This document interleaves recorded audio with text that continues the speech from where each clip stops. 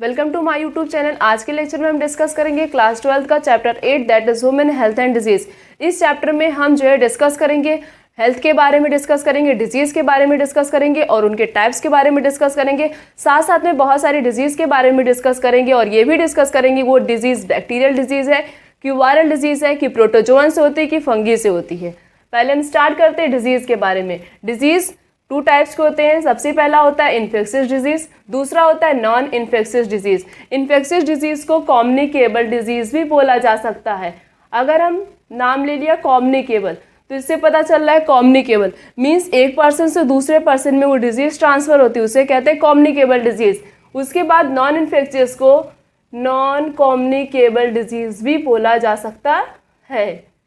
सबसे पहले देखते हैं इन्फेक्शियस डिजीज क्या होता है। The disease which are transmitted from one person to another। ऐसी डिजीज़ जो एक पर्सन से दूसरे पर्सन में ट्रांसफ़र होती मीन्स उनको टच करने से या स्नीजिंग करने से या कफिंग करने से। जब डिजीज़ एक हेल्थी इन्फेक्शियस पर्सन से किसी हेल्थी पर्सन में वो डिजीज़ ट्रांसफ़र हो रही उसे क्या बोलते हैं, उसे कहते हैं इन्फेक्शियस डिजीज़। जैसे एग्जांपल में कॉमन कोल्ड और निमोनिया, ये दोनों डिजीज़ कैसी होती है, इन्फेक्शियस डिजीज़, या हम बोल सकते हैं उसे communicable disease. The next is non infectious disease या non communicable disease. The disease which are not transfer from one person to another. ऐसी डिजीज़ जो एक पर्सन से दूसरे पर्सन में नहीं ट्रांसफ़र होती उसे कहते हैं नॉन इन्फेक्शियस डिजीज़। जैसे कैंसर और एड्स, ये दोनों कैसी डिजीज़ होती, नॉन इन्फेक्शियस डिजीज़। ये डिजीज़ जब तक मतलब ऐसे फिजिकल कांटेक्ट से नहीं, हम उनके पास बैठते तो ऐसे फिजिकली नहीं ट्रांसफ़र होगी ये डिजीज़। ये दोनों डिजीज़ तभी ट्रांसफ़र होगी एक इन्फेक्शियस पर्सन से किसी हेल्थी पर्सन में जब तक इन्फेक्शियस पर्सन का कोई भी फ्लूइड मटेरियल किसी हेल्थी पर्सन में ना आ जाए, तब तक कैंसर और एड्स डिजीज़, ये दोनों डिजीज़ होती वो ट्रांसफ़र नहीं होती। तो कैंसर और एड्स कैसी डिजीज़ होती, non infectious disease. The next is common disease in human being. अब हम डिस्कस करेंगे ऐसी कौन कौन सी डिजीज़ है जो कि ह्यूमन बीइंग में होती और वो डिजीज़ होता किससे है। The disease causing organism is called pathogen. ऐसा डिजीज़ मतलब जो ऑर्गेनिज्म डिजीज़ कॉज करते हैं उन्हें क्या बोलते हैं, उन्हें कहते हैं पैथोजेन। सबसे पहले हम डिस्कस करेंगे typhoid. It is a bacterial disease. Typhoid कैसी डिजीज़ होती है, बैक्टीरियल डिजीज़।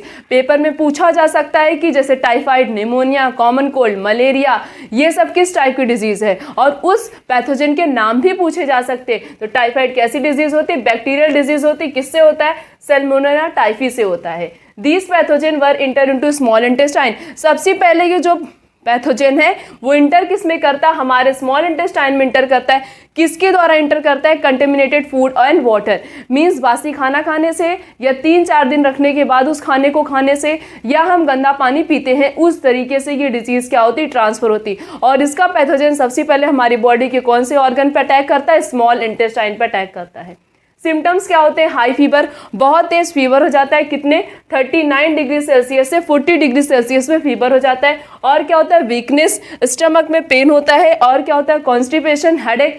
और क्या होता है, लॉस ऑफ एपेटाइट। ये सारे सिम्टम्स होते हैं किससे, टाइफाइड के होते हैं। और जब अपना टेस्ट मतलब जो है सही से ट्रीटमेंट नहीं कराते हैं तो सीवियर केसेस में क्या हो जाता है, इंटेस्टाइनल परफोरेशन, हमारे इंटेस्टाइन में पोर्स हो जाते हैं मीन्स हमारे इंटेस्टाइन में छेद हो जाता है। Then it is confirmed by the Widal test. इसको टाइफाइड जो है इसमें कौन सा टेस्ट कराया जाता है, वाइडल टेस्ट कराया जाता है, ये पता करने के लिए टाइफाइड है कि नहीं है। The next is pneumonia. It is also a bacterial disease. जिस तरीके से टाइफाइड जो है बैक्टीरियल डिजीज है उस तरीके से निमोनिया भी बैक्टीरियल डिजीज है। अभी तक हमने 2 बैक्टीरियल डिजीज के बारे में डिस्कस किया, टाइफाइड और निमोनिया के बारे में हम कर रहे हैं। किससे होता है, स्ट्रेप्टोकोकस निमोनिया से होता है। और किससे होता है, हेमोफिलस इन्फ्लुएंजा से होता है। द पैथोजेन इन्फेक्ट द एल्बुलाई ऑफ द लंग्स। ये जो निमोनिया का पैथोजेन होता है वो सबसे पहले किसको इफेक्ट करता है, एल्बुलाई को करता है। किसकी एल्बुलाई को करता है, लंग्स के एल्बुलाई को करता है। एल्बुलाई जो होता है उसके अंदर फ्लूइड फिल्ड हो जाता है जिसकी वजह से रेस्पिरेशन में प्रॉब्लम होती है, हमें सांस लेने में तकलीफ होती है। तो जिसको भी निमोनिया रहता है उसको ब्रीथिंग में प्रॉब्लम होती है। देन सिम्टम्स क्या होते हैं, fever, chill, cough and headache. ये सारे सिम्टम्स किसके होते हैं, निमोनिया के। सीवियर केसेस में जो लिप्स और फिंगर होता है, फिंगर की जो नेल्स होती हैं वो ग्रेस टू ब्लूइश कलर की होती है। ग्रे से किस कलर में हो जाती है? ब्लू कलर की। तो अगर हमने किसी का देखा कि उसका जो नेल है उसका कलर चेंज लग रहा है, ग्रे टू ब्लूइश कलर का लग रहा है, तो समझ लो उस पर्सन को क्या हुआ है? निमोनिया हुआ है। क्या हुआ है? निमोनिया हुआ है। और येलो कलर का भी दिखाई देने लगता है, तो pneumonia. The next disease is common cold. It is a viral disease. ये कैसी डिजीज होती है? वायरस डिजीज होती है, जो कि वायरस से होती है, इसलिए से बोलते हैं वायरल डिजीज। किससे होता है? ग्रुप ऑफ वायरसेस होता है, जिसे बोलते हैं राइनो वायरस। तो कॉमन कोल्ड किससे होता है? राइनो वायरस से होता है। They infect the nose and respiratory passes but not lungs. ये जो कॉमन कोल्ड का पैथोजन होता है ये किसको किसको इन्फेक्ट करता है? नोज को करता है और रेस्पिरेटरी पासेस को करता है, बट लंग्स में कोई भी इफेक्ट नहीं डालता। सिम्टम्स क्या होते हैं? Nasal congestion, discharge and the sore throat, hoarseness, cough, headache, tiredness, ये सारे सिम्टम्स किसके होते हैं? कॉमन कोल्ड के। कॉमन कोल्ड 3 से 7 दिन तक रहता है या 10 दिन तक रह सकता है। अगर उससे ज़्यादा हो गया तो समझ लो हमारी बॉडी में कोई ना कोई प्रॉब्लम हो रही है, तो वो सिम्टम्स बता रहा है किसी ना किसी डिजीज़ के बारे में, तो हमें अपना चेकअप करा लेना चाहिए। अगर कॉमन कोल्ड 3 से 7 दिन या 10 दिन से ज़्यादा हो गया, जैसे 20 दिन हो गया, तो हमें तुरंत अपना चेकअप कराना चाहिए। It is a infectious disease. ये कॉमन कोल्ड कैसी डिजीज़ होती है? Infectious disease. किसी भी जो है इन्फेक्टेड पर्सन से किसी भी हेल्थी पर्सन में ये डिजीज़ क्या होती है? ईजिली ट्रांसफर होती है। जिस तरीके से निमोनिया ट्रांसफ़र होता है किसी को टच करने से या कफिंग से, स्नीजिंग से, इस तरीके से कॉमन कोल्ड भी ट्रांसफ़र होता है। Next is malaria. It is a protozoan disease. Malaria किस टाइप की डिजीज होती है? Protozoan disease which is caused by Plasmodium. Malaria किससे होता है? प्लाज्मोडियम से होता है। Different species of plasmodium. Plasmodium की अलग अलग स्पीसीज होती हैं, जैसे कि प्लाज्मोडियम वाइवैक्स, दूसरा होता है प्लाज्मोडियम मलेरिया, तीसरा होता है प्लाज्मोडियम फैल्सिफेरम। ये 3 स्पीसीज होती हैं किसकी? प्लाज्मोडियम की। Then malignant malaria caused by plasmodium falciparum. Malignant malaria किससे होता है? प्लाज्मोडियम फैल्सिफेरम से होता है, जो कि बहुत ज़्यादा जो है, अगर ये किसी को भी मैलिग्नेंट मलेरिया हो जाता है तो उसको बचाना बहुत मुश्किल होता है, मीन्स उसकी डेथ हो जाती है, इसलिए लिखा है इसमें serious one and can even to a fatal. Then हम बात करते हैं life cycle of plasmodium. Plasmodium की लाइफ साइकिल कैसे होती है? Plasmodium enter the human body. Plasmodium human body में इंटर करता है एज स्पोरोजॉइड। किसके फॉर्म में? स्पोरोजॉइड के फॉर्म में। स्पोरोजॉइड क्या होता है? एक प्रकार का इन्फेक्शियस फॉर्म है। Through the bite of female anopheles mosquito. किसके काटने से? Female anopheles mosquito. अब क्वेश्चन पूछा जा सकता है कि मेल क्यों नहीं बाइट करता है, फीमेल एनाफिलिस मॉस्किटो ही क्यों बाइट करती है? क्यों? क्योंकि फीमेल को रिप्रोडक्शन करने के लिए जो है वुमेन के ब्लड की जरूरत पड़ती है, इसलिए फीमेल एनाफिलिस मॉस्किटो बाइट करता है और मेल एनाफिलिस मॉस्किटो मेल जो है बाइट नहीं करता है। The next is the parasite initially multiply within the liver. और इसका जो पैरासाइट होता है वो सबसे पहले किस में इंटर करता है? लीवर सेल में इंटर करता है। उसके बाद किस पे अटैक करता है? हमारी आरबीसी पे अटैक करता है, और आरबीसी को क्या करता है? कंटिन्यूअस रप्चर कर जाता है। The next is the rupture RBC are associated with the release of toxin substance called hemojoin। जब कंटिन्यूअस आरबीसी रप्चर होती जा रही है, इस कंटिन्यूअस आरबीसी के रप्चर होने की वजह से क्या होता है? एक टॉक्सिक सब्सटेंस रिलीज होता है, उसे क्या कहते हैं? हीमोजॉइन सब्सटेंस बोलते हैं। पेपर में पूछा था कौन सा टॉक्सिक सब्सटेंस रिलीज होता है जब आरबीसी कंटिन्यूअस रप्चर होता है, तो कौन सा सब्सटेंस रिलीज होता है? Toxic substance, that is hemozoin. Hemozoin किसके रिस्पॉन्सिबल होता है? चिल। जब हीमोजॉइन सब्सटेंस रिलीज होता है, जो भी मलेरिया का पेशेंट होता है उसको बहुत ठंड लगती है और हाई फीवर हो जाता है। The parasite multiply within them to form a sporozoid that are stored in the salivary gland। ये जो पैरासाइट है कंटिन्यूअस मल्टीप्लाई करता है, क्या फॉर्म करता है? स्पोरोजॉइड का फॉर्मेशन करता है, और ये स्पोरोजॉइड किसके अंदर स्टोर रहता है? मॉस्किटो के स्लाइवरी ग्लैंड में। किसके स्लाइवरी ग्लैंड में? मॉस्किटो के स्लाइवरी ग्लैंड में स्टोर रहता है। फिर ये मॉस्किटो जब किसी हेल्थी पर्सन को बाइट करेगा, फिर से ये स्पोरोजॉइड उसकी बॉडी में इंटर कर गया। फिर से जब उस मतलब जिसकी बॉडी में इंटर किया है स्पोरोजॉइड, उसे किसी मॉस्किटो ने बाइट किया, फिर उसकी बॉडी से किसी और ह्यूमन बीइंग में, मीन्स क्या हुआ? ट्रांसफर हो गया वो sporozoite. The malarial parasite required 2 host. Malaria के पैरासाइट को 2 के होस्ट की जरूरत पड़ती है अपनी लाइफ साइकिल को कंप्लीट करने के लिए। एक होता है ह्यूमन और एक होता है मलेरिया। देखो यहाँ पे क्या होता है? सबसे पहले ये जो था स्पोरोजॉइड, ये पहले ये पैरासाइट जो होता है वो इंटर किस में करता है? लीवर की सेल में इंटर करता है। किस में करता है? सबसे पहले लीवर की सेल में इंटर करता है। पैरासाइट क्या था? Female anopheles mosquito. ये इंटर किस में करता है, सबसे पहले लीवर सेल पे अटैक करता है। लीवर सेल के पास की बात जो है वो किस में अटैक करता है, आरबीसी पे अटैक करता है। किस पे, आरबीसी पे अटैक करता है। इस कंटिन्यूअस आरबीसी को क्या करता है, रप्चर कर जाता है। जब कंटिन्यूअस आरबीसी रप्चर होती जाती है तो क्या सब्सटेंस क्या रिलीज होता है, एक टॉक्सिक सब्सटेंस रिलीज होता है, उसे कहते हैं हीमोजॉइन। और ये हीमोजॉइन सब्सटेंस किसके रिस्पॉन्सिबल होता है, चिल और हाई फीवर के रिस्पॉन्सिबल होता है। उसके बाद ये जो स्पोरोजॉइड है जिसे बोलते हैं इन्फेक्शियस स्वार्म, ये स्टोर किसके अंदर रहता है, ये मलेरिया के सलाइवरी ग्लैंड में स्टोर रहता है। किसके, मॉस्किटो के सलाइवरी ग्लैंड में स्टोर रहता है। कौन सी डिजीज कॉज करता है ये प्लाज्मोडियम, ये मलेरिया डिजीज कॉज करता है। और मलेरिया के पैरासाइट को 2 होस्ट की जरूरत पड़ती है, कौन कौन से, वुमेन और मलेरिया। मलेरिया की लाइफ साइकिल को कंप्लीट होने के लिए 2 होस्ट की जरूरत पड़ती है, एक होता है ह्यूमन बीइंग और दूसरा क्या होता है, mosquito. Then next is amoebiasis. It is a protozoan disease. जिस तरीके से मलेरिया प्रोटोजोअन डिजीज है, इस तरीके से अमीबियासिस भी एक प्रकार का प्रोटोजोअन डिजीज होता है। और होता किससे है, इंटअमीबा हिस्टोलिटिका से। अमीबियासिस किससे होता है, इंटअमीबा हिस्टोलिटिका से। सिम्टम्स क्या होते हैं, constipation, abdominal pain and cramp, stool and excess mucus secrete होता है, एंड ब्लड क्लॉट, ब्लड भी क्या होते हैं, जगह जगह पे उनकी क्लॉटिंग हो जाती है। और ये डिजीज ट्रांसफर कैसे होती है, हाउस फ्लाई की मदद से ये डिजीज क्या होती है, एक पर्सन से दूसरे पर्सन में ट्रांसफर होती है, इसलिए लिखा house fly are the mechanical carrier for this disease. Then next is ascariasis, it is a helminth disease. Ascariasis क्या है, एक प्रकार की हेलमिंथ डिजीज होता है। होता किससे, एस्केरिस से होता है। किससे होता है, एस्केरिस से होता है। एस्केरिस क्या है, एक प्रकार का राउंड वॉर्म है। क्या है एस्केरिस, एक प्रकार का राउंड वॉर्म है। अब एस्केरिसिस के सिम्टम्स क्या होते हैं, इंटरनल ब्लीडिंग, क्या होता है, इंटरनल ब्लीडिंग होती है, और मस्कुलर पेन होता है, साथ साथ में फीवर होता है, और खून की कमी हो जाती है जिसे बोलते हैं anaemia.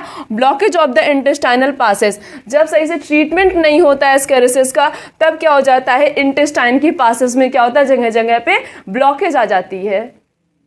The next disease is एलिफेंटियाइटिस, या हम बोल सकते हैं उसे filariasis. It is caused by वुचीरिया, ये भी एक प्रकार का हेलमिंथ डिजीज है। होता किससे, वुचीरिया से होता है। किससे होता है, वुचीरिया से होता है। वुचीरिया की 2 स्पीसीज होती, कौन कौन सी, वुचीरिया ब्रैंडकॉफ्टी, दूसरा होता है Wuchereria malayi. The worm cause a slowly developing chronic inflammation of the organ in the lymphatic vessels. ये इसका जो पैथोजन है, जब बॉडी में इंटर करता है, ये बहुत ही स्लोली क्या करता है, जो हमारी लिम्फेटिक वेसल्स होती है उनको क्या करता है, वो डैमेज कर देता है, जिसकी वजह से जो जेनाइटल रीजन के जितने भी लोअर पार्ट होते हैं उनमें क्या हो जाता है, इन्फ्लेमेशन हो जाता है, सूजन हो जाता है। The pathogen are transmitted to a healthy person, इसका जो पैथोजन होता है वो ट्रांसफर होता है किसी भी हेल्थी पर्सन से through the bite of female mosquito vector. कोई भी फीमेल मॉस्किटो, जैसे किसी को भी एलिफेंटाइटिस हुआ है, उस पर कोई भी मॉस्किटो जाके बैठता है, फिर वो किसी हेल्थी पर्सन में आके जब वो बैठ गया तो क्या हुआ, उसके जो पार्टिकल्स थे वो क्या हुआ, वो ट्रांसफर, किसी भी हेल्थी पर्सन उसने क्या कर दिया, ट्रांसफर कर दिया। तो इस तरीके से क्या होता है, ये एलिफेंटाइटिस डिजीज ट्रांसफर होती है। मेन पेपर में पूछा यह जाता है कि इसका मतलब होता किससे है और ये किस टाइप की डिजीज है, बस ज़्यादा। और कभी कभी पूछ लिया जाता है कि एलिफेंटाइटिस का पूछा गया है कई बार कि इसमें कौन सा ऑर्गन जो है डैमेज हो जाता है। जितने भी लोअर पार्ट होते हैं, मीन लेग में क्या हो जाता है, सूजन आ जाती है, इसीलिए इसे हाथी पाँव भी बोला जाता है। Then next is ringworm. Many fungi belong to genera, बहुत सारी फंगी जो अलग अलग जेनरा से बिलोंग करती, जैसे कि माइक्रोस्पोरम, ट्राइकोफाइटोन और इपीडर्मोफाइटोन। ये 3 जो फंगी है क्या करते हैं, रिंग वॉर्म डिजीज कॉज करते हैं। रिंग वॉर्म के सिम्टम्स क्या हो जाते हैं, dry scaly lesion such as skin, nail and the scalp. जो हमारे हेयर्स होते हैं, हमारे जो ये सर होता है, इसमें क्या होता है, जगह जगह पे वाइट कलर का कुछ फॉर्मेशन आ जाता है। और जो हमारी फिंगर्स होती हैं, इनके बीचों में भी कभी कभी वाइट कलर के कुछ और रेडिश, इस तरीके से किसी भी चीज़ का फंगी ग्रो करने लगता है तो वो रेडिश या तो वाइट कलर के दिखाई देने लगते। इस तरीके से हमारे टोस के बीच में भी होता है। इसीलिए कभी भी हमें किसी भी चीज़ के मतलब किसी के और अदर प्रोडक्ट का यूज़ नहीं करना चाहिए, सिर्फ और सिर्फ अपने सामान का यूज़ करना चाहिए। किसी के भी साथ अपना कोई भी प्रोडक्ट शेयर नहीं करना चाहिए अगर हमें जो है रिंग वॉर्म डिजीज से बचना हुआ तो।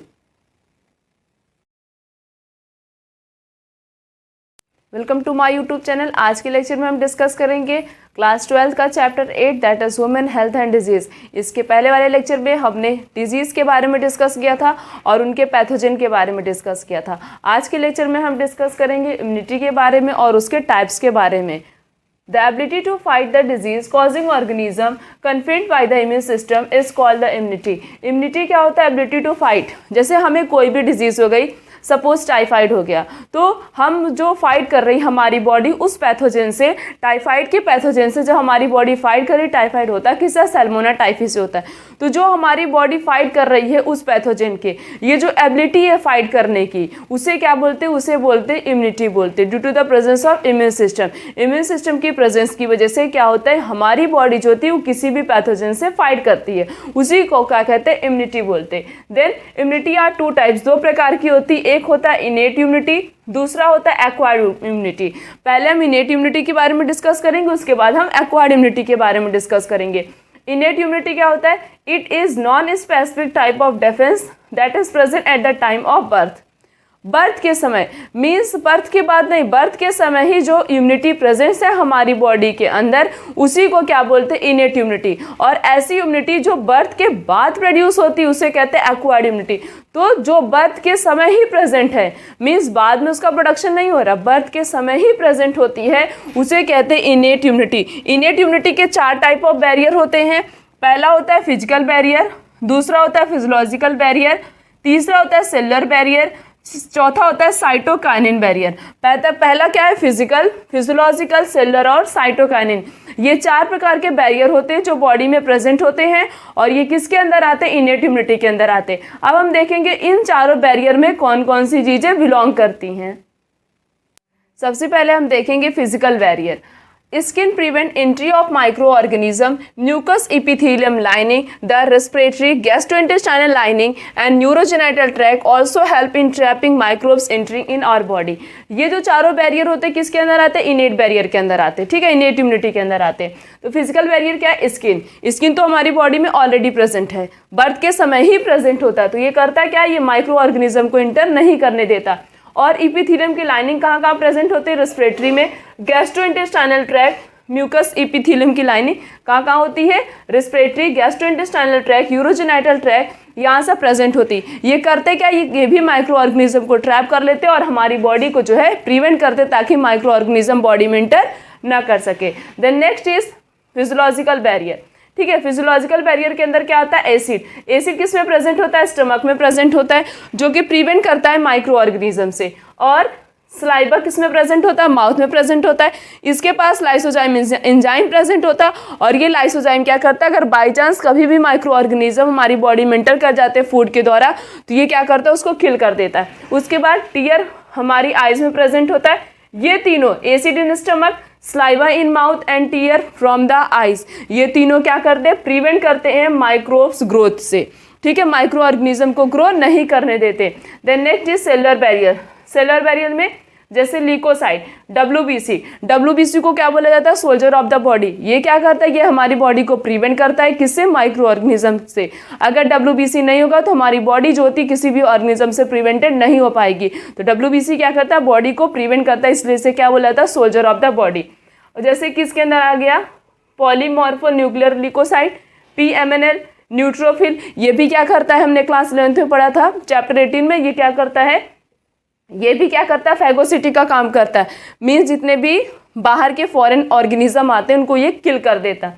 देन मोनोसाइट भी, दोनों एक ही काम करते हैं, दोनों मिला के कितने परसेंट होते हैं? 6 to 8%।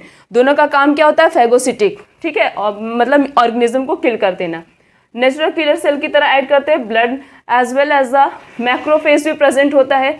ये सब क्या करते हैं? माइक्रोब्स को डिस्ट्रॉय कर देते, मीन्स माइक्रो ऑर्गेनिज्म को इंटर नहीं करने देते। उसके बाद आ गया साइटोकाइनिन बैरियर। साइटोकाइनिन बैरियर में क्या आता है? वायरस इन्फेक्टेड सेल, जो कि क्या सिक्रीट करता है? वायरस इन्फेक्टेड सेल क्या सिक्रीट करता है? प्रोटीन सिक्रीट करता है, और उस प्रोटीन को क्या कहते हैं? Interferon. Virus infected cell will secrete a protein which is known as interferon which protect non infected cell from further viral infection. ये क्या करता है? इंटरफेरॉन ये प्रोटेक्ट करता है किसको? नॉन इन्फेक्टेड सेल को प्रोटेक्ट करता है, किससे? वायरल इन्फेक्शन से। तो ये 4 प्रकार के बैरियर थे, और इनके अंदर कुछ अलग अलग जो टाइप्स के आते हैं ये पेपर में पूछे जाते हैं। अब हम डिस्कस करेंगे एक्वायर्ड इम्यूनिटी के बारे में। This type of immunity are produce when the pathogen enter in our body. ये अभी हमने पढ़ा था इनेट इम्यूनिटी। इनेट नाम से पता चल रहा है, इनेट जो इनसाइड प्रेजेंट है। तो ऐसी इम्यूनिटी जो पहले से प्रेजेंट है बर्थ के समय ही, मतलब उसका बाद में इंकाउंटर नहीं हो रहा, पहले से हमारी बॉडी में प्रेजेंट है, उसे कहते हैं इनेट इम्यूनिटी। बट ऐसी इम्यूनिटी जो पैथोजन जब हमारी बॉडी पर अटैक करता है तब वो इम्यूनिटी प्रोड्यूस होती है, उसे क्या बोलते हैं, उसे कहते हैं एक्वायर्ड इम्यूनिटी। देखो इनेट मीन्स पहले से प्रेजेंट है, एक्वायर्ड का मतलब हो गया उसकी ज़रूरत है हमें, तो जिसकी ज़रूरत है हमें वो क्या हो गया, एक्वायर्ड इम्यूनिटी। ठीक है, इसीलिए इसमें लिखा ये इम्यूनिटी कब प्रोड्यूस होती है, जब कोई भी पैथोजन हमारी बॉडी पे इंटर करता है। The encounter of pathogen first time in our body, this type of response is called primary response. जब पहली बार कोई भी पैथोजन हमारी बॉडी पर अटैक करता मीन्स हमें फर्स्ट टाइम कोई डिजीज़ हुई, मलेरिया हुआ, तो जब उसका पैथोजन पहली बार हमारी बॉडी में इंटर किया तो उसे क्या बोल देंगे, primary response.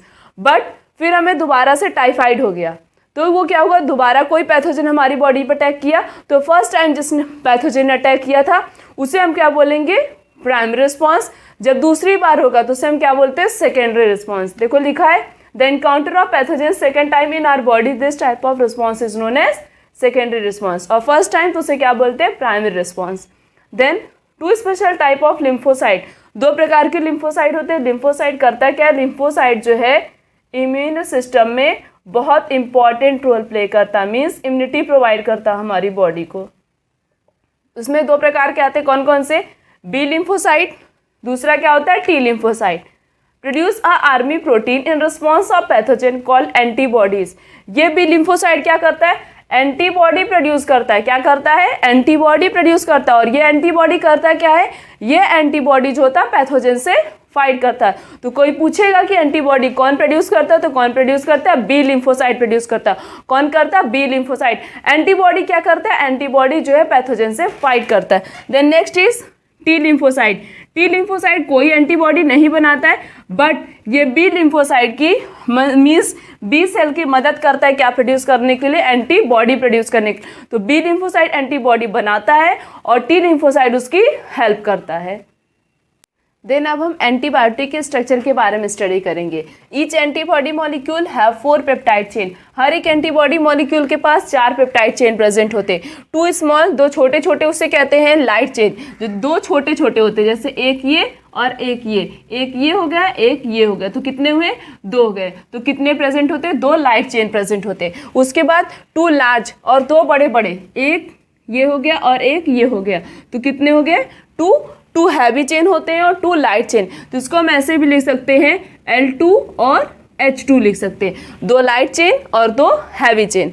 Then antibody in our body, कितने प्रकार के एंटीबॉडी हमारी बॉडी में प्रेजेंट होता है, IgA, IgM, IgE and IgG।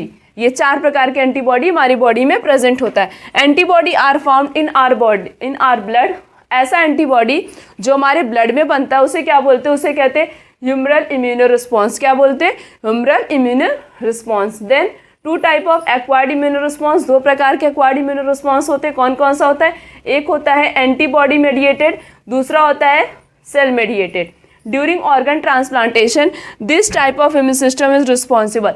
जब हम किसी को अपना ऑर्गन ट्रांसप्लांट कराते हैं तो उस समय कौन सा एंटीबॉडी प्रोड्यूस होता है, CMI, शॉर्ट फॉर्म में बोल सकते हैं हम उसे।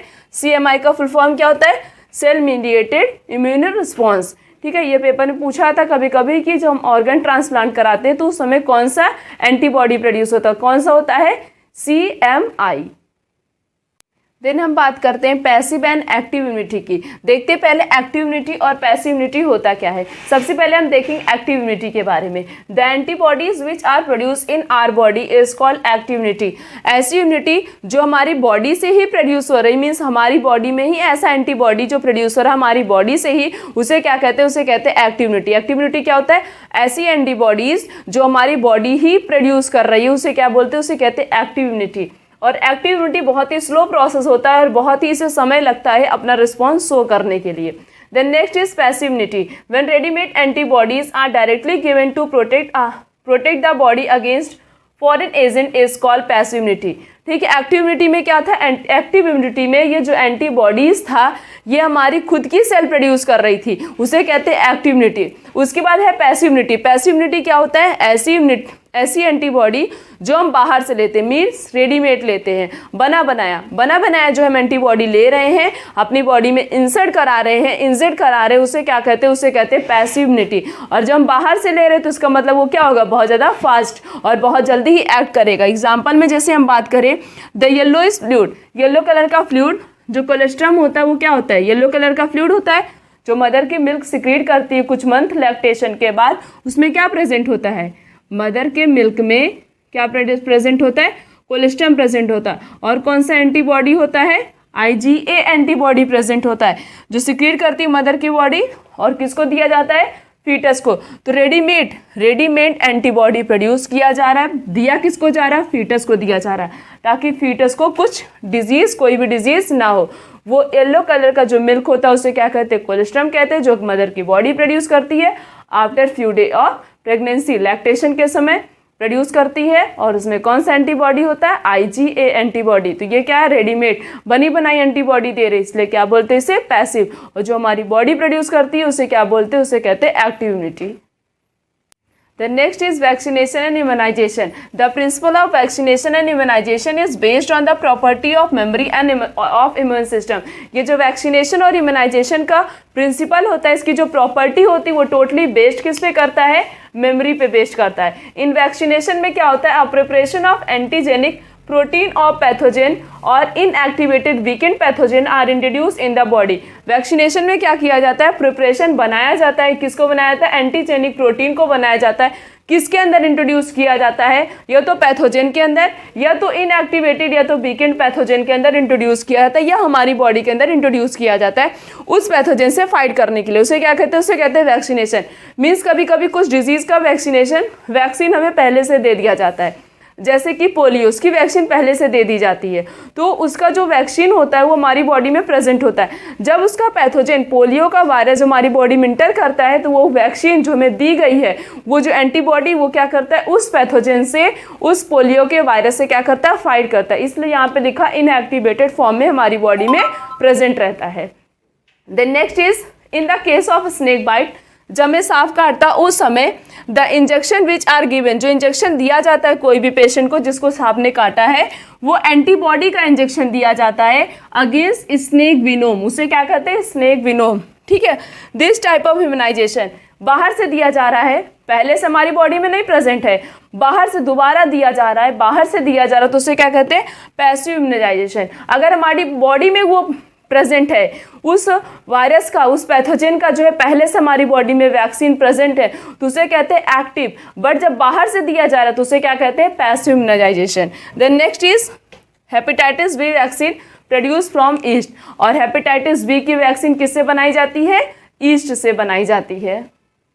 The next is allergies. The bad response of the immune system to certain antigen present in the environment is called allergy. Allergy क्या होता है, जो हमारा इम्यून सिस्टम जो होता है, कुछ इन्वायरमेंट में ऐसा सब्सटेंस प्रेजेंट होते हैं जिसकी वजह से हमारा जो इम्यून सिस्टम है वो क्या होता है, उस पर डिसबैलेंस हो जाता है और बॉडी में बहुत सारे चेंजेस, अपीयरेंसेस देखने को मिलते हैं। उसी को क्या कहते हैं, उसे कहते हैं allergy. The substance to which such a immune response is produce are called allergen. Allergen क्या होता है, जो सब्सटेंस, ऐसा सब्सटेंस जो एलर्जी क्रिएट कर रहा है, उसे क्या बोलते हैं, उसे कहते हैं allergen. The antibody produce to these are IgEA।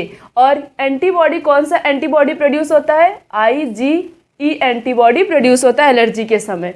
Common example होते हैं एलर्जिन के, जैसे कि मिर्च in the dust, pollen, animals dander. इन सब से क्या होता है, इन सब से एलर्जी कॉज होता है। सिम्टम्स क्या होते हैं, sneezing, watery eyes, running nose and difficulty in breathing, and allergy is due to release of chemical like histamine and serotonin from the mast cell. Allergy किसकी वजह से होती है, कौन कौन सा केमिकल सिक्रीट होता है, हिस्टामाइन, सेरोटोनिन। और ये दोनों केमिकल कहाँ से सिक्रीट होता है, मास्ट सेल से। कहाँ से होता है, मास्ट सेल से। और ये दोनों करते क्या, ये एलर्जी कॉज करते, क्या करते, एलर्जी कॉज करते। जैसे कि कभी कभी हम किसी इन्वायरमेंट में चले जाते हैं जहाँ बहुत ज़्यादा डस्ट पार्टिकल्स होते हैं, तो उस कंडीशन में क्या होता है, हमारी बॉडी कुछ अलग ही रिस्पॉन्स करने लगती, ऐसे स्नीजिंग, छींक आने लगती है, और हमारी आइज होती वाटरी हो जाती है, नोज़ रन करने लगते हैं, ब्रीथिंग में प्रॉब्लम होती है। तो ये सब क्या होता है, इसी को क्या कहते हैं, इसी को एलर्जी कहते हैं। कौन से केमिकल रिलीज होने से होता है, हिस्टामाइन और सेरोटोनिन। कहाँ से रिलीज होता है, मास्ट सेल से। The next is the use of drug like antihistamine, adrenaline, steroid quickly reduce the symptoms of allergy. Allergy के सिम्टम्स को कौन कौन रिड्यूस करता है, किसका यूज करने से, कौन कौन से ड्रग का यूज करने से, एंटीहिस्टामाइन, एडरलिन और स्टेरॉइड, इन सब का यूज करने से क्या होता है, तुरंत ही एलर्जी का जो सिम्टम्स होता है वो क्या होता है, वो रिड्यूस हो जाता है। The next is auto immunity. Sometime due to genetic and other unknown reason the body attacks self cell. This result to damage. कभी कभी क्या होता है, किसी जेनेटिक की वजह से या कोई अननोन सेल्स होती हैं वो क्या होती है, अपनी ही सेल को नुकसान पहुंचाने लगती हैं। जैसे किसी कारण से सेल्फ सेल जो तो लिखा यहाँ पे है अननोन रीजन, किसी भी अननोन रीजन की वजह से जो हमारी खुद की सेल होती हैं वो अपनी ही सेल को डैमेज करने लगती हैं to the body and is called auto immune disorder. और इसी को क्या बोलते हैं, ऑटो इम्यून डिसऑर्डर। क्या होता है, जो हमारी खुद की सेल अपनी ही सेल को डैमेज करती हैं किसी अननोन रीजन की वजह से। जैसे एग्जाम्पल में rheumatoid arthritis and myasthenia gravis, ये दोनों कैसे होते हैं, auto immuno disorder. Then next is immune system in the body. कौन कौन से इम्यून सिस्टम हमारी बॉडी में प्रेजेंट होते हैं। सबसे पहले हम बात करेंगे लिम्फॉइड ऑर्गन की। These are the organ where origin and और maturation and proliferation of lymphocyte occur. ये लिम्फॉइड ऑर्गन क्या होते हैं, जहाँ से भी किसी भी चीज़ का, किसी भी ऑर्गन की ओरिजिन होती है। जैसे बॉडी के जहाँ भी नोड्स प्रेजेंट होते हैं वहाँ पे क्या प्रेजेंट होता है, lymph organ, lymphoid organ present होता। और इस लिम्फॉइड ऑर्गन के पास लिम्फ नोड प्रेजेंट होते हैं। बॉडी के हर एक जॉइंट्स पे लिम्फ नोड प्रेजेंट होता है। और इस लिम्फ नोड का फंक्शन क्या होता है, ये लिम्फ नोड क्या करता है, कोई भी पैथोजन जब हमारी बॉडी पे इंटर करता है तो सबसे पहले वो लिम्फ नोड क्या करता है, उस पैथोजन को डैमेज करने की कोशिश करता है। देन हम बात करेंगे प्राइमरी लिम्फॉइड ऑर्गन। कुछ होते हैं secondary lymphoid organ. Primary lymphoid organ कौन सा होता है, बोन मैरो होता है और थाइमस होता है। प्राइमरी लिम्फॉइड ऑर्गन कौन कौन से होते हैं, bone marrow and thymus. Then secondary lymphoid organ कौन सा होता है, spleen, lymph node, tonsil, Peyer patches of small intestine and appendix. Primary lymphoid organ कौन कौन से होते हैं, bone marrow and thymus. Secondary lymphoid organ कौन सा होता है, spleen, lymph node, tonsil, Peyer patches of small intestine and appendix. ये कैसे होते हैं, ये सेकेंडरी लिम्फॉइड ऑर्गन होते हैं। उसके बाद the bone marrow. Bone marrow के अंदर क्या होता है, बोन मैरो के अंदर जो है आरबीसी का फॉर्मेशन होता है। और इस बोन मैरो के पास एक स्पेशल सेल पाई जाती, उसे कहते हैं मेगा कैरियोसाइट। और उस मेगा कैरियोसाइट के अंदर प्लेटलेट्स का फॉर्मेशन होता है। ठीक है, the bone marrow is a main lymphoid organ. Bone marrow main lymphoid organ होता है where all blood cells including lymphocyte are produce. Lymphocyte को लेकर जितनी भी ब्लड सेल होती हैं वो किसके अंदर बनती हैं, बोन मैरो के अंदर बनती हैं। तो बोन मैरो कैसा होता है, main lymphoid organ where all the blood cell are form, that is lymphocyte and other blood cell.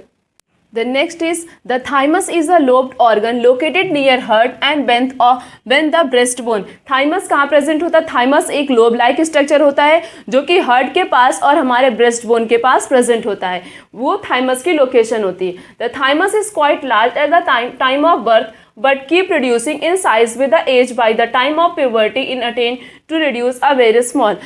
puberty के समय मीन्स उससे पहले जो है, जब हमारी बर्थ होती है उस समय जो थाइमस की साइज होती है वो थोड़ी सी बड़ी रहती है और धीरे धीरे क्या होती है, एज के अकॉर्डिंग उसकी साइज रिड्यूस होती जाती है। इसी वजह से जो बूढ़े लोग हो जाते हैं, जो ओल्ड पर्सन लोग होते हैं, उनका इम्यून सिस्टम बहुत ही ज़्यादा वीक होता है due to reduce in the size of thymus. क्योंकि थाइमस की साइज क्या हो जाती है, रिड्यूस हो जाती है। इसी वजह से उनका इम्यून सिस्टम बहुत वीक रहता है। किसी भी गर्म चीज़ को वो टच करे रहेंगे, जल्दी उनकी बॉडी जो है मैसेज नहीं पहुंचाएगी कि जो है हाँ तुमने गर्म चीज़ को टच किया, हाथ डालो। हम अगर टच करते तुरंत अपना हाथ डाल लेते, तुरंत हमारे मोटर नब तक मैसेज पहुंच जाता है। इसी वजह से थाइमस की साइज क्या होती है, बर्थ के समय लार्ज होती है, धीरे धीरे उसकी साइज क्या हो जाती है, रिड्यूस हो जाती है। Then the spleen is a large bean shape organ होता है। It mainly contain lymphocyte present होता है और फैगोसाइट प्रेजेंट होता है। It as a filter of the blood. Spleen क्या करता है, स्प्लीन का मेन फंक्शन होता है ब्लड को फिल्टर करना। स्प्लीन क्या करता है, ब्लड को फिल्टर करता है। इसलिए यहाँ पे लिखा है spleen also have a large reservoir of erythrocyte. इसीलिए कहा गया स्प्लीन के पास सबसे ज्यादा क्या होता है, आरबीसी होता है। क्या होता है, आरबीसी होता है। क्यों, क्योंकि जितनी भी आरबीसी होती हैं वो किसके अंदर आके डिस्ट्रॉय होती है, स्प्लीन के अंदर। इसलिए स्प्लीन को और क्या बोला जाता है, ग्रेवयार्ड ऑफ द आरबीसी। क्यों, क्योंकि सबसे ज्यादा स्प्लीन के अंदर ही आरबीसी है। Then next is there is a lymphoid tissue also located within the lining of lymphoid tissue present होते कहाँ प्रेजेंट होते हैं इसकी लाइनिंग पे, जैसे प्रेजेंट होता है रेस्पिरेटरी, डाइजेस्टिव, यूरोजेनाइटल ट्रैक्ट, यहाँ पे प्रेजेंट होता है। वो जो लाइनिंग प्रेजेंट है, ये लिम्फॉइड टिश्यू की जो लाइनिंग प्रेजेंट है उसे क्या कहते हैं, उसे कहते हैं म्यूकोसल एसोसिएटेड लिम्फॉइड टिश्यू कहते हैं, या उसे शॉर्ट फॉर्म में हम बोल सकते हैं माल्ट। माल्ट कितना परसेंट होता है, it consist about 50% of the lymphoid tissue in the human body. कितना परसेंट होता है माल्ट, 50%।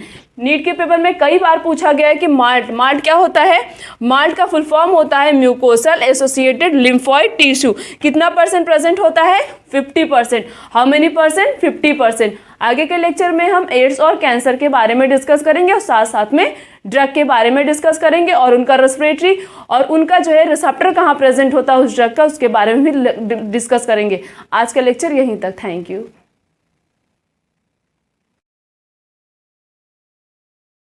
लेक्चर में हम डिस्कस करेंगे एड्स और कैंसर और ड्रग्स के बारे में स्टडी करेंगे। इसके पहले वाले लेक्चर में हमने हाफ चैप्टर को कंप्लीट कर दिया था। देखते एड्स क्या होता है, एक्वायर्ड इम्यूनोडेफिशिएंसी सिंड्रोम। एड्स का फुल फॉर्म क्या होता है, acquired immunodeficiency syndrome. It is a viral disease. AIDS कैसी डिजीज होती है, वायरल डिजीज। कौन से वायरस से होता है, HIV वायरस से होता है। उसे क्या कहते हैं, उस HIV का फुल फॉर्म क्या होता है, ह्यूमन इम्यूनोडेफिशिएंसी वायरस। तो एड्स कैसी डिजीज होती है, viral disease which is caused by the HIV, a member of group of virus called the retrovirus. और ये जो HIV होता है ये ग्रुप ऑफ वायरस से बिलोंग करता है और उस ग्रुप ऑफ वायरस को क्या कहते हैं, retrovirus. AIDS was first reported in 1981। AIDS सबसे पहले किस ईयर में रिपोर्टेड हुआ था, 1981। और कहाँ पे रिपोर्टेड हुआ था, अमेरिका में। कहाँ पे, अमेरिका में। Then next is transmission of HIV infection by. अब हम देखेंगे किस तरीके से HIV का इन्फेक्शन जो है वो एक पर्सन से दूसरे पर्सन में ट्रांसफर होता है। पहला है sexual contact with infected person. कैसे ट्रांसफर होता है, सेक्सुअल कॉन्टैक्ट, किसी को भी एड्स हुआ है तो अगर उसे सेक्सुअली कॉन्टैक्ट किया जाए तो इस तरीके से ये डिजीज ट्रांसफर होती है। दूसरा तरीका है ट्रांसमिशन का, by transmission of contaminated blood and blood transfusion. जैसे कि किसी को भी हमने इंजेक्शन दिया, वो एड्स का पेशेंट था, ठीक है, उसका इंजेक्शन उसी किसी हेल्थी पर्सन को दे दिया, इस तरीके से क्या हुआ, ब्लड या कंटेमिनेटेड ब्लड से क्या हो रहा है, ये डिजीज ट्रांसफर हो रही। Then next is by sharing of infected needles as in the case of intravenous drug abuser। In case में भी जो है एक पर्सन से दूसरे पर्सन में HIV क्या होता है, ट्रांसफर होता है। Then next is from infected mother to her child through the placenta। अगर मदर को एड्स हुआ है, उस समय वो लेडी प्रेग्नेंट है तो उसके बेबी को भी क्या होगा, एड्स ट्रांसफर होगा। वो एड्स डिजीज क्या होगी, उसके बेबी को भी हो जाएगी। तो ये 4 तरीके थे जिससे जो होता है HIV इन्फेक्शन जो है एक पर्सन से दूसरे पर्सन में क्या होता है, ट्रांसफर होता है।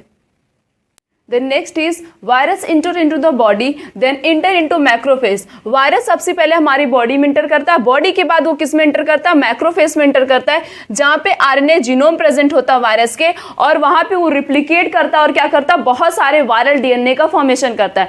वैसे प्रोसेस क्या होता है, प्रोसेस ये होता है DNA से RNA का फॉर्मेशन होता है, बट इसमें रिवर्स ट्रांसक्रिप्टेज एंजाइम का यूज करके ये जो वायरस होता है ये क्या करता है, ये उल्टा रिएक्शन करने लगता है। एक्चुअली प्रोसेस क्या होता है, DNA से RNA का फॉर्मेशन होना, बट इसमें क्या होता है, इसमें जो है RNA से DNA का फॉर्मेशन होने लगता है। क्यों, HIV इन्फेक्शन मींस बॉडी में क्या हो रहा है, धीरे धीरे HIV का इन्फेक्शन होते जा रहा है, बहुत सारी वायरस प्रोजेनी बनती जा रही, जिसके वजह से रिवर्स ट्रांसक्रिप्टेज प्रोसेस जो होता है उसका उस एंजाइम का यूज करके प्रोसेस क्या हो रहा है, उल्टा हो रहा है, इसलिए लिखा गया रिवर्स ट्रांसक्रिप्टेज एंजाइम।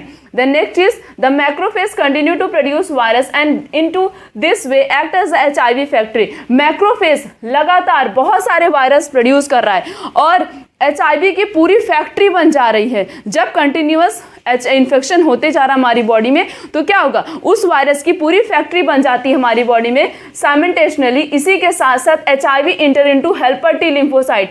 HIV किस पे इंटर करता है, हेल्पर टी लिम्फोसाइट में इंटर करता है, वहां भी रिप्लिकेट करता है और वहां पे भी अपनी ये प्रोजेनी का फॉर्मेशन करता है। तो क्या हुआ, ये इंटर किस में किया, हेल्पर टी लिम्फोसाइट में इंटर किया, वहां पे भी उसने अपनी पूरी प्रोजेनी बना ली, ठीक है। तो क्या हो रहा है, कंटिन्यूअस वहां पे हेल्पर टी लिम्फोसाइट में क्या हो रहा है, हेल्पर टी लिम्फोसाइट के नंबर्स डिक्रीज हो जाते हैं। पेपर में पूछा जाता है कि एड्स में होता क्या, जैसे डेंगू में प्लेटलेट्स के नंबर डिक्रीज हो जाते हैं, उसी तरीके से एड्स में किसके नंबर डिक्रीज होते हैं, हेल्पर टी लिम्फोसाइट के नंबर डिक्रीज होते हैं। द वायरस इन अटैक अब जब वहाँ पे पूरी प्रोजेनी बना दिया है तो वायरस क्या करेगा और दूसरे हेल्पर टी लिम्फोसाइट पर अटैक करेगा, टी लिम्फोसाइट, और लगातार क्या होगा, उसके नंबर्स होंगे डिक्रीज हो जाएंगे, और इसी के साथ साथ जो पर्सन होगा उसको बहुत तेज फीवर होगा, डायरिया होगा, और उसका वेट भी लॉस हो जाएगा। क्यों? क्योंकि कंटिन्यूअस हेल्पर टी लिम्फोसाइट के नंबर क्या हो रहे हैं, डिक्रीज हो रहे हैं। तो एड्स में क्या होता है, हेल्पर टी लिम्फोसाइट के नंबर डिक्रीज होते हैं। The next is during this decrease in number of helper T lymphocyte, the person starts suffering from other infection like mycobacteria, viruses, fungi and even parasite like a toxoplasm. जैसे जैसे helper T lymphocyte numbers decrease होते जाते हैं, उसी के साथ साथ और भी बहुत सारे वायरस बैक्टीरिया क्या करते हैं, हमारी बॉडी पे अटैक करते हैं। जैसे कौन कौन अटैक करता है, ऐसे कुछ नाम दिए गए, जैसे माइकोबैक्टीरियम हो गया, वायरसेस हो गया, फंगी हो गया, और पैरासाइट भी अटैक करता है जैसे कि टॉक्सोप्लाज्म। ये जब हेल्पर टी लिम्फोसाइट करता क्या, हेल्पर टी लिम्फोसाइट जो है ये बी लिम्फोसाइट क्या करता है, एंटीबॉडी बना रहा है, हेल्पर टी लिम्फोसाइट उसकी हेल्प करता है। तो इसीलिए इसी वजह से ये मेन इसका किस पे एक्ट हो रहा है, हमारे इम्यून सिस्टम में हो रहा है। इसी वजह से इसके नंबर्स डिक्रीज होने की वजह से और भी बैक्टीरिया और वायरस और पैरासाइट हमारी बॉडी पे अटैक करने लगते हैं, क्योंकि हमारी बॉडी उस समय फाइट नहीं कर पाती है। और कौन सा टेस्ट होता है एड्स के लिए, एलाइसा होता है। क्या होता है, एलाइसा होता है। इसका फुल फॉर्म क्या होता है, एंजाइम लिंक्ड इम्यूनोसॉर्बेट एस्से। पूछा आता है कौन सा टेस्ट किया जाता है ये आइडेंटिफाई करने के लिए पीपल को HIV है कि नहीं है। The next is treatment of AIDS. AIDS का ट्रीटमेंट क्या होता है, एंटी रेट्रोवायरल ड्रग का यूज किया जाता है सिर्फ और सिर्फ लाइफ स्पैन को आगे प्रोलॉग करने के लिए, मीन्स लाइफ स्पैन को आगे और जो है इंक्रीज करने के लिए। बाकी जो है ये जो ड्रग होता है ये पीपल को बचाता नहीं है, तो सिर्फ और सिर्फ लाइफ स्पैन को इंक्रीज करने के लिए इस ड्रग का यूज किया जाता है। The next is prevention of AIDS. अब एड्स के प्रिवेंशन कौन कौन से होते हैं, as AIDS has no cure, prevention is the best option. इसका कोई क्योर नहीं है, प्रिवेंशन ही सबसे बड़ा, मीन्स इसका कोई इलाज नहीं है, इसका बचाव ही सबसे बेस्ट ऑप्शन होता है। The only excuse may be ignorance and it had been rightly said that don't die of ignorance.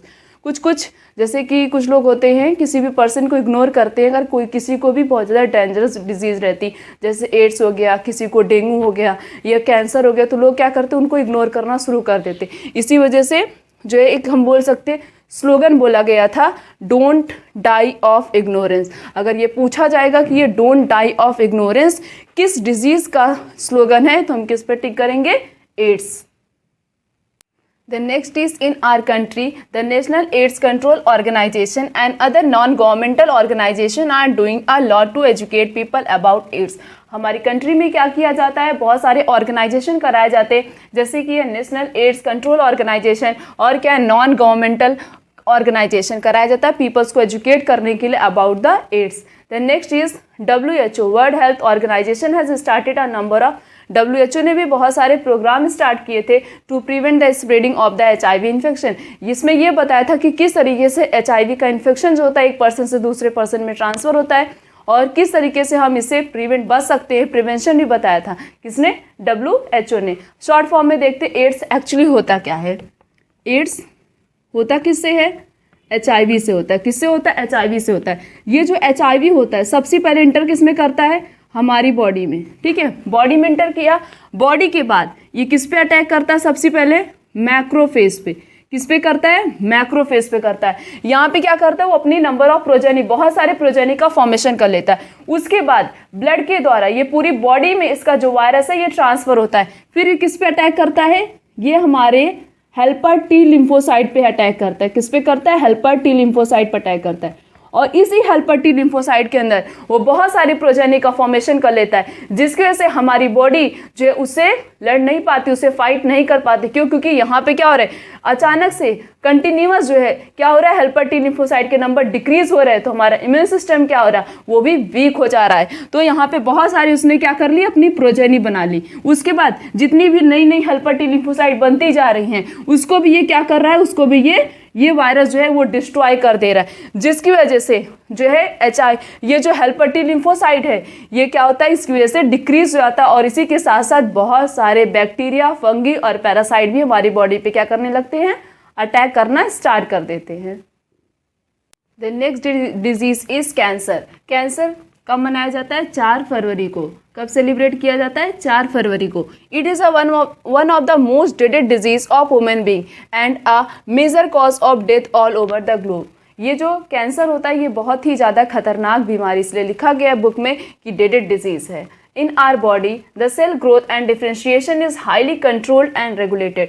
हमारी बॉडी में जो सेल का ग्रोथ होता है और उसका जो डिफ्रेंशिएशन होता है वो बहुत सारे हार्मोन्स प्रेजेंट होते हैं हमारी बॉडी में, वो क्या करते हैं? उनको कंट्रोल करते हैं और कोऑर्डिनेट करते हैं। ठीक है, in cancer cell there is a breakdown of this regulatory mechanism. Cancer cell में क्या होता है? ये जो हमारा जो सेल है वो नॉर्मली क्या हो रहा है? ग्रो भी हो रहा है और डिवाइड भी हो रहा है, सेल डिवीज़न हो रहा है। बट कैंसर सेल में क्या होता है? इसका जो मैकेनिज्म होता है ये पूरी तरीके से ब्रेक डाउन हो जाता है। मीन्स तब जो है सेल का ग्रोथ बहुत ज़्यादा होने लगता है। कंटिन्यूअस सेल क्या हो रहा है? कंटिन्यूअस सेल डिवीज़न हो रहा है। जैसे एक सेल है, डिवाइड की, बहुत सारी सेल का फॉर्मेशन किया, बहुत सारी। अब ऐसे नॉर्मल, जब नॉर्मल मैकेनिज्म होगा, एक सेल ने डिवाइड किया, 2 सेल का फॉर्मेशन किया। बट कैंसीरियस सेल में क्या होता है? एक सेल है, ये डिवाइड करेगी तो बहुत सारे सेल का फॉर्मेशन करेगी। क्या करेगी? बहुत सारे सेल का फॉर्मेशन करेगी। फिर यही सारे सेल आपस में ज्वाइन हो जाते हैं और क्या करते हैं? मासेस ऑफ सेल का फॉर्मेशन करने लगते हैं। उसी को क्या कहते हैं? उसे कहते हैं ट्यूमर। देखो लिखा है यहाँ पे, cancerous cell just continue to divide. Cancerous cell, जो कैंसर की सेल है, वो क्या कर रही हैं? डिवाइड कर रही हैं और बहुत सारे मासेस ऑफ सेल का फॉर्मेशन करती हैं और उसे क्या कहते हैं? जैसे ये सेल है, डिवाइड किया तो इसके चारों तरफ बहुत सारी सेल्स का फॉर्मेशन हो गया। क्या हो गया? बहुत सारी सेल, मल्टीपल सेल का फॉर्मेशन हो रहा है। तो क्या हो रहा है? मासेस ऑफ सेल का फॉर्मेशन हो रहा है और उसी मासेस ऑफ सेल को क्या बोलते हैं? ट्यूमर बोलते हैं। The next is tumour are 2 type. जो मासेस ऑफ सेल का फॉर्मेशन होता है जब कैंसीरियस सेल कंटिन्यूअस डिवाइड करते हैं उसे क्या कहते हैं? ट्यूमर कहते हैं। ट्यूमर मेनली 2 टाइप्स के होते हैं। कौन होता है? एक बिनाइन ट्यूमर होता है, दूसरा क्या होता है? मैलिग्नेंट ट्यूमर होता है। अब देखते हैं बिनाइन ट्यूमर और मैलिग्नेंट ट्यूमर दोनों के ट्यूमर के बीच में क्या क्या डिफरेंस होता है। बिनाइन ट्यूमर क्या होता है? Remain confined to their original location and do not spread to other part of the body and cause a little damage. ये जो बिनाइन ट्यूमर होता है ये एक ही लोकेशन पे प्रेजेंट होता है। जैसे कि ये हमारा हैंड हो गया, यहाँ पे हमें कैंसर हो गया, ठीक है। तो ये जो बिनाइन ट्यूमर हो गया आइडेंटिफाई किया जाता है कि बिनाइन ट्यूमर है कि मैलिग्नेंट ट्यूमर है, ठीक है। जैसे ये यहाँ पे कैंसर हुआ तो यहीं पे ये रहेगा, आसपास की सेल को ये डैमेज नहीं करेगा, अगर करेगा भी तो थोड़ा बहुत करेगा, ज़्यादा नहीं करेगा। तो बिनाइन ट्यूमर क्या होता है? अपने ओरिजिनल लोकेशन पे रहता है और बॉडी की सेल्स को डैमेज नहीं करता, ज़्यादा इधर उधर फैलता नहीं है, अगर करता भी हो तो बहुत ही लिटिल डैमेज करता है। ये रहा benign tumour. Then next is malignant tumour, masses of proliferating cell that called the neoplastic or the tumor cell and can cause a major damage। जैसे कैंसर हो गया, ठीक है, हमें नहीं पता चला कि हमारे कैंसर हुआ है, तो क्या होगा? धीरे धीरे धीरे धीरे धीरे कैंसीरियस सेल होगी, उसके पास जितनी भी नॉर्मल सेल होगी उसको भी वो क्या करेगा? कैंसीरियस सेल का फॉर्मेशन कर देगा, मीन्स उसको भी वो कैंसीरियस सेल बना देगा। कैंसीरियस सेल बनने के बाद क्या होगा? बहुत सारी सेल हो गई तो मासेस ऑफ सेल का फॉर्मेशन हो गया, उसे क्या बोलते हैं? उसे बोलते हैं नियोप्लास्टिक भी बोल सकते हैं या बोल सकते हैं हम ट्यूमर सेल भी बोल सकते हैं। तो इसने क्या किया? आसपास की सेल को भी अपने पास बुला लिया, तो आसपास की सेल को भी उसने डैमेज कर दिया, तो इसने क्या किया? मेजर डैमेज, बहुत सारा डैमेज कॉज करता है, बट जो बिनाइन ट्यूमर होता है वो लिटिल डैमेज कॉज करता है। Then next is the continuous division of cell and form a masses of cell and also form a new tumor। जैसे कि कैंसीरियस सेल कंटिन्यू डिवाइड कर रही है, ठीक, सेल के अंदर कंटिन्यूअस डिवीजन हो रहा है, ये जो कंटिन्यूअस डिवीजन हो रहा है, फिर नए मासेस ऑफ सेल का फॉर्मेशन हो रहा है, फिर डिवाइड कर रही हैं, फिर मासेस ऑफ सेल का फॉर्मेशन हो रहा है, फिर डिवाइड कर रही है, फिर से नया ट्यूमर बन रहा है, जैसे ट्यूमर बना, फिर डिवाइड की, फिर नया ट्यूमर बना, फिर डिवाइड की, फिर ट्यूमर बना, फिर डिवाइड की, फिर ट्यूमर बना। तो ये क्या हो रहा है? कंटिन्यूअस डिवाइड करिए, कंटिन्यूअस नए नए ट्यूमर का फॉर्मेशन हो रहा है। उसी प्रॉपर्टी को क्या कहते हैं? उस प्रॉपर्टी को कहते हैं मेटास्टेरिसिस। क्या कहते हैं? Metastasis. The next is causes of cancer. अब हम देखेंगे कैंसर किस तरीके से होता है। Transformation of normal cell into cancerous cell may be induced by physical. जो ट्रांसफॉर्मेशन हो रहा है, नॉर्मल सेल है वो कैंसीरियस सेल में चेंज हो रही है by the help of physical या तो केमिकल या तो किसी बायोलॉजिकल एजेंट की वजह से ऐसा हो रहा है। दिस एजेंट, ये जो एजेंट है जो कि कैंसर कॉज कर रहे हैं उसे क्या बोलते हैं? उसे कहते हैं carcinogen.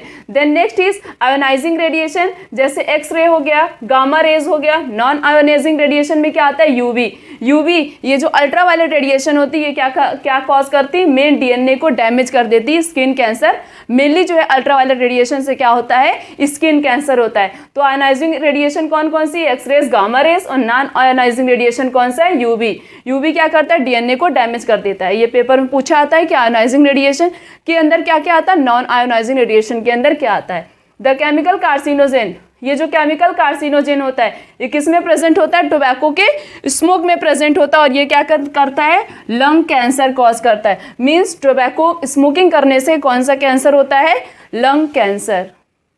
Cancer causing virus is called oncogenic virus. Cancer जिससे कैंसर होता है उस वायरस को क्या कहते हैं, उस वायरस को कहते हैं oncogenic virus. Have a gene called, oncogenic virus के पास 3 जीन पाई जाती है। पहला होता है वायरल ऑन्कोजेन, दूसरा होता है सेलर ऑन्कोजेन, तीसरा होता है प्रोटो ऑन्कोजेन। कौन कौन सी जीन होती, 3 होती। कौन कौन सी, वायरल, सेलर और proto. The next is cancer detection and diagnosis. Cancer detection is based on biopsy.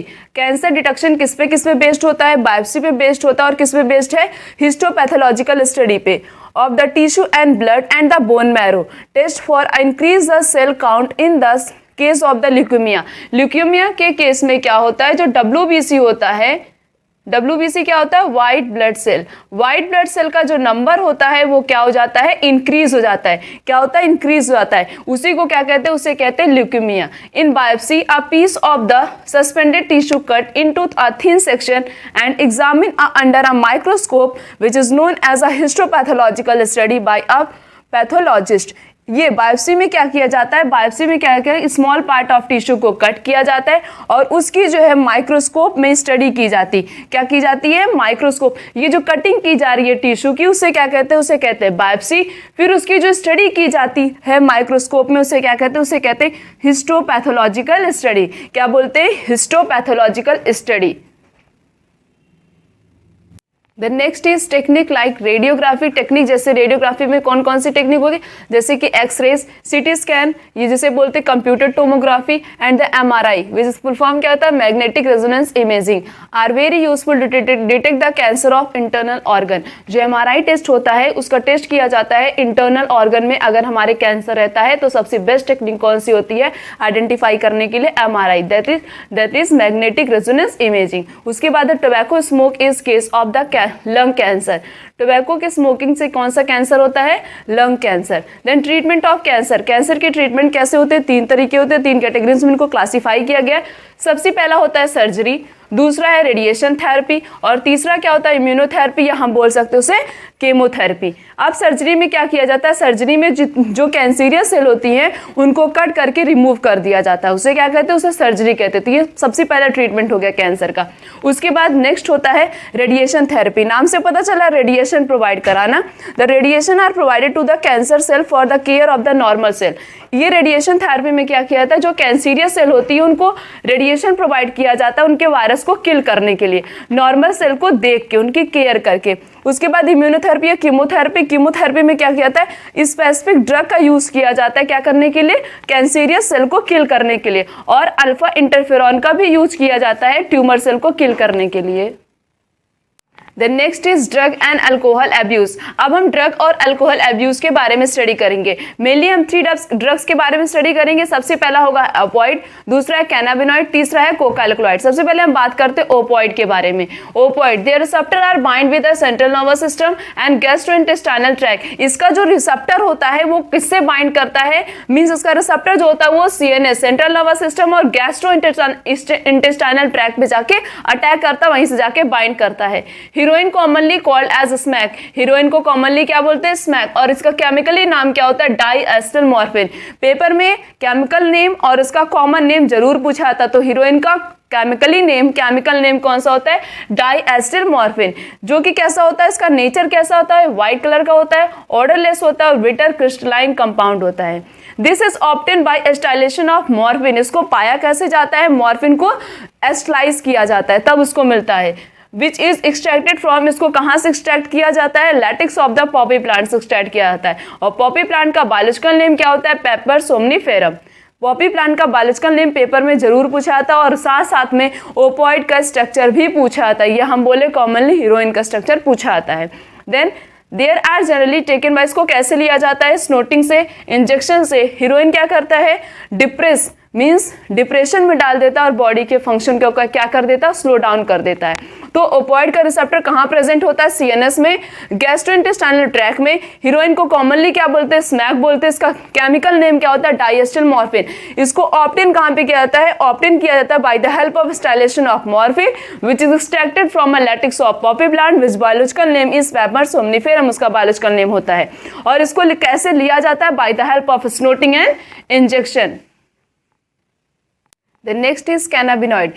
These receptor are present in brain. इसका जो रिसेप्टर होता है कैनाबिनॉइड का, वो कहाँ पे प्रेजेंट होता है, हमारे ब्रेन में प्रेजेंट होता है। Natural cannabinoid are obtained from the inflorescence of the plant that is cannabis स्टेबा। जो नेचुरल कैनाबिनॉइड होता है उसको कहाँ से ऑब्टेन किया जाता है, फ्लावर के इन्फ्लोरेसेंस से ऑब्टेन किया जाता है, जिसे क्या बोलते हैं, कैनाबिस स्टेबा बोलते हैं। The flower top, leave and the resin of the cannabis plant are used in a various combination to produce a marijuana, hashish, charas and Gaza. ये जो होता है कैनाबिनॉइड, इसको जो है, इसकी जो लीफ की टॉप होती है, टॉप पोर्शन जो होता है फ्लावर का, लीफ का जो टॉप पोर्शन होता है, वहां से उसको ऑब्टेन किया जाता है कैनाबिनॉइड को, और इसको कंबाइंड फॉर्म में लिया जाता है। किसके किसके साथ कंबाइन किया जाता है, जैसे मैरिजुना के साथ कंबाइन किया जाता है, हसिस के साथ कंबाइन किया जाता है, चरस के साथ किया जाता है और गाजा के साथ किया जाता है। इसको ऐसे ही नहीं लिया जाता, हमेशा कंबाइंड फॉर्म में ही यूज किया जाता है। This is taken by inhalation, means इसको ऐसे हाथ पे ऐसे रख के फिर ऐसे यहाँ पे इसको स्मेल किया जाता है।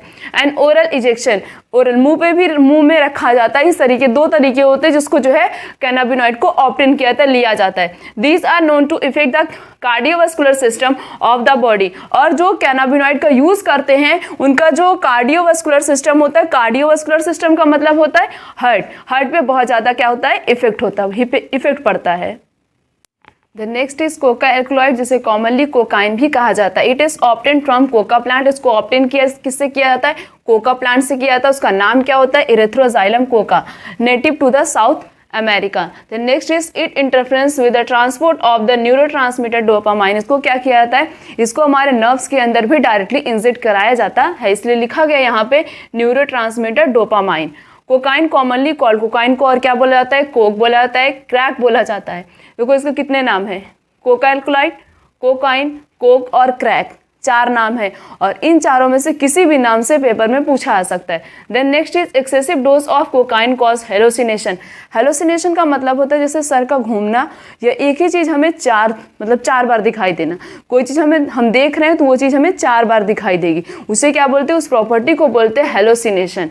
कुछ प्लांट ऐसे होते हैं जिनके अंदर हेलोसिनेशन प्रॉपर्टी होती है, जैसे कि एलेट्रोपा बेलेंडोना, धतूरा, बार्बिटूरेट, एम्फिस्टामाइन एंड वेजोडाइजेफिन। कौन कौन से प्लांट होते हैं जिसके पास हेलोसिनेशन की प्रॉपर्टी होती है, एलेट्रोपा बेलेंडोना, धतूरा एंड बार्बिटूरेट, एम्फिस्टामाइन एंड बेंजोडाइजेफिन। ये सारे प्लांट ऐसे होते हैं जिनके पास कौन सी प्रॉपर्टी होती है, हेलोसिनेशन प्रॉपर्टी होती है। कुछ ड्रग ऐसे होते हैं जिनका यूज किया जाता है पेन किलर के लिए, या यूज़ किया जाता है आफ्टर सर्जरी, जैसे कि मॉर्फिन का यूज़ किया, तो सबसे ज़्यादा मॉर्फिन का यूज़ किया जाता है for the purpose of pain killer and very useful in the patient who undergo a surgery. Surgery के बाद भी जो है मॉर्फिन का यूज़ किया जाता है पेशेंट के ट्रीटमेंट के लिए। नेक्स्ट ये स्ट्रक्चर है मॉर्फिन और कैनाबिनॉइड का। जैसे स्ट्रक्चर बना है ऐसे ही पेपर में पूछा जाएगा, हमें बस टिक करना होगा कि कौन सा स्ट्रक्चर मॉर्फिन का है और कौन सा कैनाबिनॉइड क्या है। जैसे एनसीईआरटी में, जैसे कि कुछ जो नई किताब है उसमें इस तरीके के स्ट्रक्चर बने हुए, जो पुरानी बुक है उसमें थोड़ा सा अलग बना है दोनों सेम चीज़, बट जो पूछा जाता है वो ऐसा ही स्ट्रक्चर पूछा जाता है, तो ऐसे स्ट्रक्चर सेम टू सेम हमें याद करना है। The next is nicotine stimulate the adrenal gland। Nicotine क्या करता है, एड्रेनल ग्लैंड को स्टिमुलेट करता है और क्या रिलीज करता है, एड्रेनलिन और नॉन एड्रेनलिन हार्मोन रिलीज करता है, जिसकी ब्लड सर्कुलेशन मीन्स ब्लड में सिक्रीट करता है ये hormone, both of which rise the blood pressure. ये दोनों क्या करते हैं, ये ब्लड प्रेशर के रेट को इंक्रीज कर देते हैं और साथ साथ में हार्ट की रेट को भी इंक्रीज कर देते हैं। Smoking can cause the lung cancer. Smoking से क्या होता है, लंग कैंसर होता है, यूरिनरी ब्लैडर कैंसर होता है, थ्रोट कैंसर होता है, और क्या होता है, ब्रोंकाइटिस हो जाता है, इम्फाइसीमा हो जाता है, कोरोनरी हार्ट डिजीज हो जाता है और गैस्ट्रिक अल्सर होता है। क्या करने से, स्मोकिंग करने से। उसके बाद है smoking can increase the carbon monoxide. Smoking क्या करता है, कार्बन मोनोऑक्साइड के नंबर्स को इंक्रीज कर देता है, जिसकी वजह से ऑक्सीजन हीमोग्लोबिन से बाइंड नहीं कर पाता है। कौन बाइंड करता है, कार्बन मोनोऑक्साइड जो होता है वो ऑक्सीजन के कंपैरिजन में वो जल्दी बाइंड करता है, जिसकी वजह से हमारी बॉडी में क्या हो जाता है, ऑक्सीजन डिफिशियंसी हो जाती। क्या हो जाती है, oxygen deficiency due to the increase in the concentration of carbon monoxide.